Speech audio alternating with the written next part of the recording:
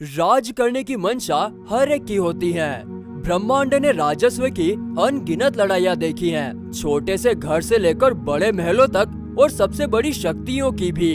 लड़ाइयाँ राजनीतिक हो या पारिवारिक, नुकसान होना तय है।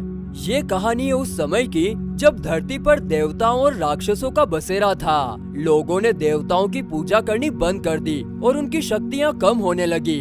जितने ही ज्यादा लोग देवताओं की पूजा करते हैं, उतनी ही ज्यादा देवताओं को शक्ति मिलती है और वो ब्रह्मांड को बुरी शक्तियों से बचाकर रख पाते हैं। देवताओं की ताकत को कम होता देख राक्षसों के सरदार क्रेकन ने ब्रह्मांड पर राज करने की चाहत में आम इंसानों पर हमला करना शुरू कर दिया।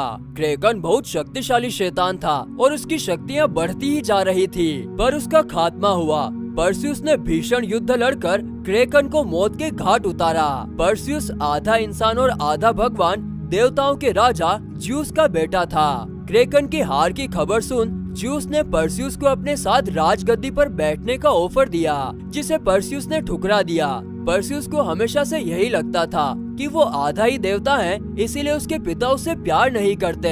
पर सच्चाई कुछ और ही होती है। परस्यूस देवलोक को छोड़ पृथ्वीलोक को चुनता है। पत्नी के मौत के बाद भी उसकी सोच टस से मस नहीं होती। वो अपने बेटे हीलियस के साथ एक साधारण मछुआरा बनकर धरती पर रहने लगता है, क्योंकि परस्यूस ने अपनी पत्नी लो से वादा किया हुआ होता है कि वो कभी भी हीलियस को हथियार नहीं उठाने देगा।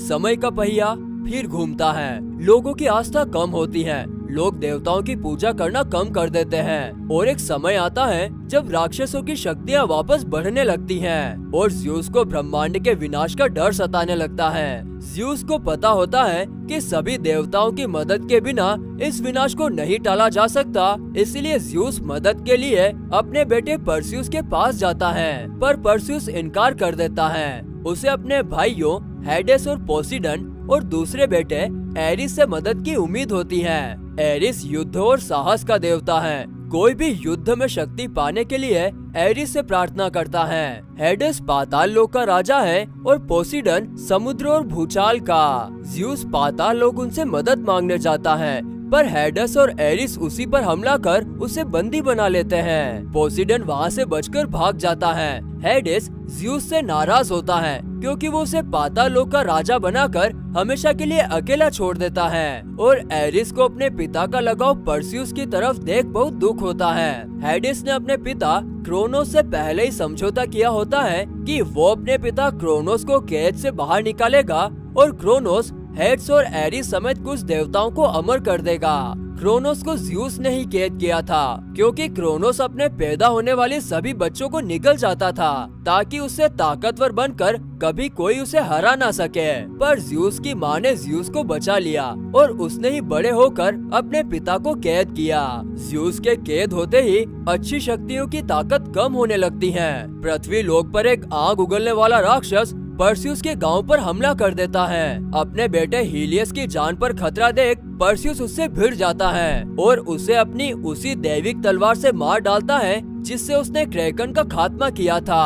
अब इस हमले की नजाकत को देखते हुए परस्यूस इसकी वजह ढूंढने अपने पिता ज्यूस के पास जाने की सोचता है। परस्यूस को पता है कि इस तरह का राक्षस आम नहीं है, इनका मालिक कोई बहुत ही शक्तिशाली है, शायद उसके पिता जितना। ज्यूस को पूजे जाने वाले मंदिर में पहुंचने पर उसे पोसीडन मिलता है, जो उन्हें बताता है कि ज्यूस अब कैद में है और उन सब के पिता सभी अच्छी और बुरी शक्तियों के मालिक क्रोनोस उसकी शक्तियों को अपने अंदर खींच रहे हैं और अगर ये सफल हुआ तो ब्रह्मांड का अंत निश्चित है। पोसीडन की बात सच होती है, क्रोनोस की शक्तियाँ बढ़ती हैं। सभी देवता धीरे धीरे मरने लगते हैं। पोसीडन उन्हें बताता है कि क्रोनोस को मारने के लिए उन्हें 3 शस्त्रों से मिलकर बनने वाले ब्रह्मास्त्र को ढूंढना होगा, पर परस्यूस ये काम अकेले नहीं कर पाएगा। उसे इस काम को अंजाम देने के लिए 7 समुद्र पार जाना होगा, क्योंकि ये काम पोसीडन का बेटा एगेनोर ही कर सकता है। एगेनोर किसी भी तरह के रास्ते को समझने और ढूंढने में माहिर है। परस्यूस को जब पता चलता है कि एगेनोर को रानी एंड्रोमेडा के सैनिकों ने पकड़ कर रखा है क्योंकि वो चोरी करते हुए पकड़ा गया था। तो परस्यूस अपने उड़ने वाले जादुई घोड़े पर बैठ रानी एंड्रोमेडा के पास पहुंचता है और एगेनोर को लेने में कामयाब हो जाता है। एंड्रोमेडा और परस्यूस एक दूसरे को पहले से ही जानते थे।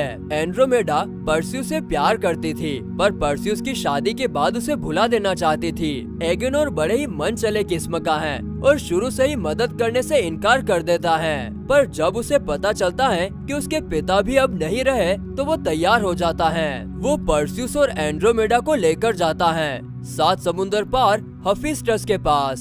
हफिस्टस एक फरिश्ता है जिसने देवताओं के लिए ब्रह्मास्त्र बनाया। वो कैद खाना बनाया जिसमें क्रोनोस आज भी कैद हैं। हफिस्टस उन्हें कैद खाने का नक्शा देता है और ज़्यूस तक पहुंचने का खुफिया रास्ता बताता है, लेकिन एरिस वहां पहुंच जाता है और उन्हें खुफिया रास्ते से कैद खाने में घुसने से रोकने की कोशिश करता है, पर हेफिस्टस अपनी कुर्बानी देकर उन्हें अंदर घुसा देता है। वो लोग कैद खाने में पहुंचते हैं जहां पर हर तरफ भूल भुलैया और मायावी जाल उन्हें फंसाने की पूरी कोशिश करते हैं। एक बार रास्ते से नीचे गिरे तो जलता हुआ लावा उन्हें खाक कर देगा।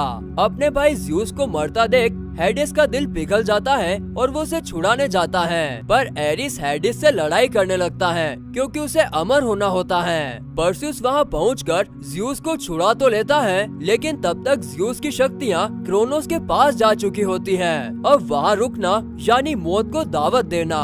वो लोग वहां से भागकर बाहर आ जाते हैं। परस्यूस के पास ब्रह्मास्त्र बनाने के 3 में से 2 शस्त्र आ जाते हैं। जरूरत है केवल एक शस्त्र की जो कि एरिस के पास है। इधर क्रोनोस आजाद हो जाता है। बहुत ही शक्तिशाली, आंख सा जलता हुआ, पहाड़ों सा विशाल, उसका हर एक वार सब पर भारी पड़ता है। थोड़ी देर तक क्रोनोस का मुकाबला एंड्रोमेडा और उसकी सेना करती है ताकि परस्यूस को और समय मिल जाए। इधर परस्यूस एरिस से मुकाबला कर उसे हरा देता है और उसका तीसरा शस्त्र भी उसके पास आ जाता है। हेडिस अपनी कुछ शक्तियां ज़्यूस को देकर उसे ठीक कर देता है और वो दोनों क्रोनोस से मुकाबला करने लगते हैं। इधर परस्यूस तीनों शस्त्र को मिलाकर ब्रह्मास्त्र बना लेता है और फिर वो जंग के मैदान में पहुंच जाता है। ज़्यूस और हेडिस क्रोनोस पर हमला करते रहते हैं जिससे क्रोनोस की पूरी शक्ति उनसे लड़ने में लगी रहे, और इसी मौके का फायदा उठाकर परस्यूस ब्रह्मास्त्र लेकर अपने घोड़े पर उड़ता हुआ क्रोनोस के शरीर में घुस जाता है। क्रोनोस का पूरा जिस्म लावा से बना है, मानो दुनिया का सारा क्रोध उसी में समाया हुआ हो। परस्यूस ब्रह्मास्त्र से वार करता है। क्रोनोस दर्द से चीख उठता है और राख बनकर ताश के पत्तों की तरफ बिखर जाता है। लड़ाई में ज़्यूस की सारी शक्तियां खत्म हो जाती हैं। ज़्यूस राजगद्दी परस्यूस को सौंप देता है और वो भी राख बनकर दुनिया को अलविदा कर देता है। परस्यूस को तब पता चलता है कि हमेशा उसके पिता उससे बहुत प्यार करते थे, जैसे वो अपने बेटे हीलियस से करता है। परस्यूस अपने प्यार का इजहार एंड्रोमेडा से करता है। एंड्रोमेडा बहुत खुश होती है और वो भी अपने दिल की बात बताती है। क्रोनोस से लड़ते लड़ते हेडिस की शक्तियां भी कम हो जाती हैं। अपनी गलती की वजह से अपने भाई की हुई मौत का उसे बहुत पछतावा होता है और अब सभी शक्तियों का केवल एक ही राजा है, परस्यूस।